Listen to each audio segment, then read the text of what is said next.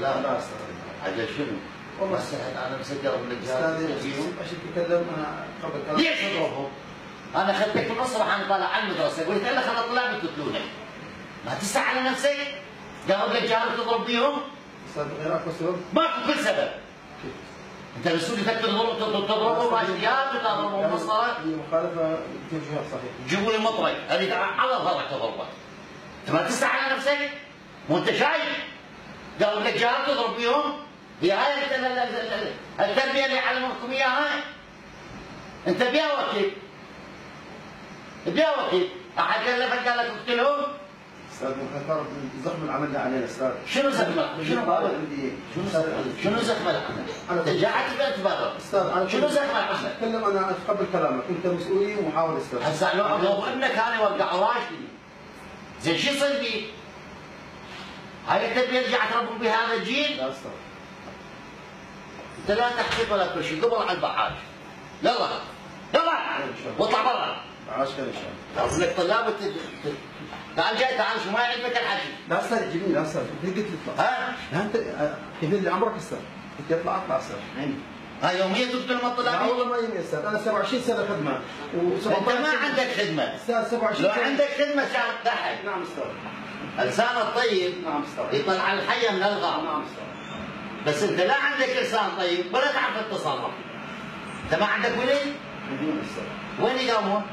والله قسم متوسط وقسم ابتدائي. والابتدائي وين يقامون؟ يمك؟ لا ما يهمني استاذ. وين؟ انا وين يقامون؟ بطلوا استاذ، قاموا بطلوا بس عندي بنات ليه متوسط استاذ. بطلوا؟ اي نعم. لما انت معلم ولدك يبطلون، انت شنو من التعليم مالك؟ انت اساسا المفروض تنفصل من التعليم. ليش استاذ؟ لان انت ما تقدر تربي ولدك. لا استاذ الظروف صعبه. شنو ظروفها صعبه؟ انت ما تقدر تسيطر على ولدك وجاي على ولد العالم وترجع بيهم راشيات وبالمسطره وبالخيزرانه، قاضب لك مطرق وتضرب بيهم؟ ما سعيت على نفسك؟ ايش قلت لنفسك؟ منشور عليك فيديو فضحتنا؟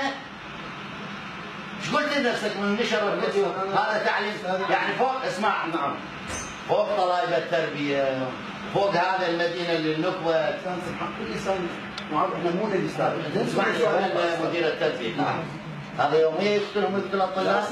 انا طلع بالنصب تحت بثمانيه بالمدرسه والله لو لاقي وجاي مطرق وياي الا خلى هذول الطلاب ضربتهم الا خلهم يهججونك. لان هاي مال تحقيق وما ادري شاي كلها ما تفيد. شاي المطرق قلت شلون ضربتهم خلهم يضربونك. لان انت لو تحسب للناس ما كان ايش تتعامل مع جهال. ودخل يخليك عبره كل المعلمين. يلا اطلع. والله استاذ. بس انتوا واضعين ما جربوا تشوفوا نفس الصيف كلهم صيفي في بدايه العمليات. ما تشوف ايدهم ثلاثه من كلمه الطلاب. هو هذول الثلاثه اللي ضربوا مشان اخوه بعد اذنك يا استاذ كان ابو سيف لما كنت من وين يعني الطلاب تاخذ نظام الصف الخامس الجماعه بايقين كتب جماعه فجايين عليه معترفين عليه. هو قلت له الكتاب واصل لك من الوزاره من المديرين بيقولوا انظروا من الجمعه العيد وين الكتاب الدينيه؟ طلع الكتاب المره زاد الطمق وزاد الكتاب بيطلق على كل ميلاد. بس المصيبه الميلاد بتمسك فيه مش عندي شباب 13 سنه مدير. ميلاد مين؟ ميلاد المعلمين مع المدرسه البحاج هسه صندوق احنا وين اكبر البحاج؟ هو كان شباب لا ترى صاحبك شبان قريبه البحاج ما يداوم ب 30 فصل. اكبر البحاج هو عضو بس القرى مال البعاد والصحراء والجزيره مال البعاد. هو اكبر من البحاج. هذا جريمه حتى يداوم. جاهل نسولف له كلام طيب. بعد اذنك افتريت على كل الشعراء من الاول الى السادس قبل ان تنمي معنا طلباتهم وهذا صفورات اليوم نزلوا صفورات وهذا قلت له موضوع الضرب كانوا يصير يا مع الشعر يا مع التاخير يا مع الغياب يا مع قله الواجب. انا حضرت معهم وجديد اسلم معهم الى الساعه 7 يوم الغد محمد شاعر الساعه 7 طلعت من المدرسه خليتهم ياكلوا المصير وجهتهم وقعتهم وخذوا تعاونات ونستمر التحقيق قاموا بجرائم كلمه قليله. ضرب الطالبه جاهل وجاء ابوها وبلل برا الشاشه وخلى لك المدرسه قام ورفع. زين انت ما حسبت واحد من ذول الجاهل ابوه همينه شو اسمه طاير الشاعر قلبه على ابنه. انا عندي ابني ذا حد يضربه بصيده وفاتوا عليك وفججوك ما راح تقول والله اعتدوا على معلم اثناء الواجب. صحيح. زين لو ابنك موجود وهسه مدير التربيه يضربه ويقتله، شو يصير؟ ما تقوم تهدد عليه؟ عشيره ما تحجزك. صحيح. وما يسندون صدرك. صحيح. مو صحيح. زين عجل شلون انت تضرب هذول يعني اسمعني، هاي مو اول مره. انت ما اسمعني ابوي. نعم استاذ. انت ماخذها شمعك. لا والله. من كنت بتلعب سولف ولي عليك. مرجله. لا ما مرجع استاذ. عجل شنو؟ يعني اسمعني ابوي. حبيبي استاذ. طلاب ساعة ولا اسمعني يا ابوي. نعم استاذ. نعم استاذ. طلاب ساعة ولا ذا؟ نعم. تعال ابويا روح جيب ولي امرك. اجى على ولي امرك كلام طيب.